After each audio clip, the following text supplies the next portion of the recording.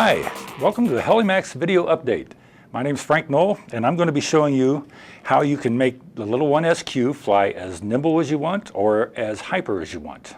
It's some very simple settings within the transmitter that you can do once you get it.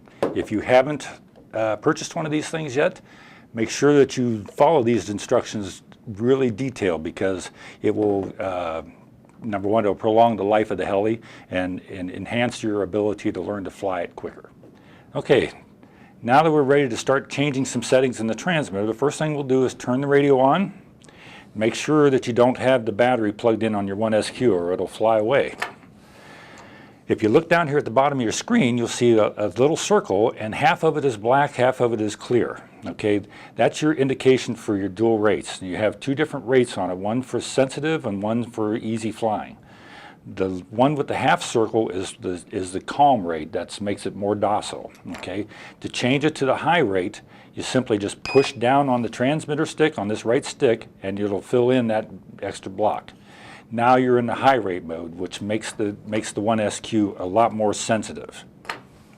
All right, now when you get these things, they are typically, and I'm going to bring this back to low rate, they're typically set up on a low rate, and in doing so, they set the factory defaults at 40%.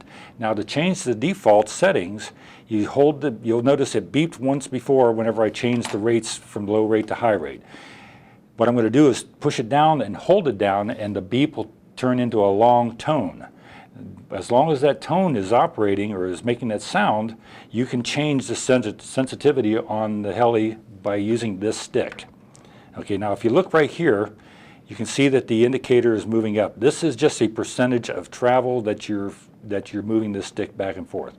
It has no bearing on anything other than just a guide to where the stick is right now.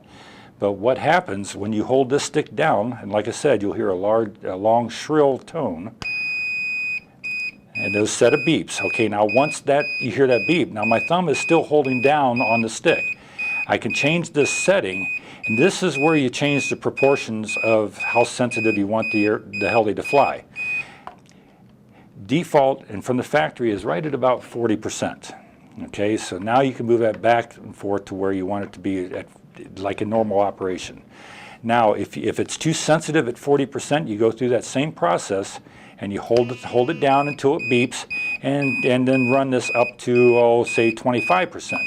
Now it'll be a little more softer, a little easier to fly, or you can take it and also hold it until the beeps go and run it up to about 79, 80% in that range.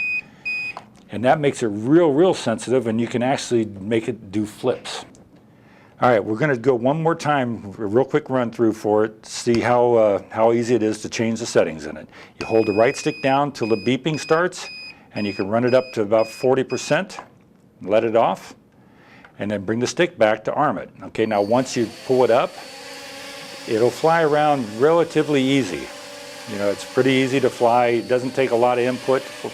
Okay, now what I'm going to do is go back in here, push the stick down again, wait for the beep, and run this up to about, let's go about 70%.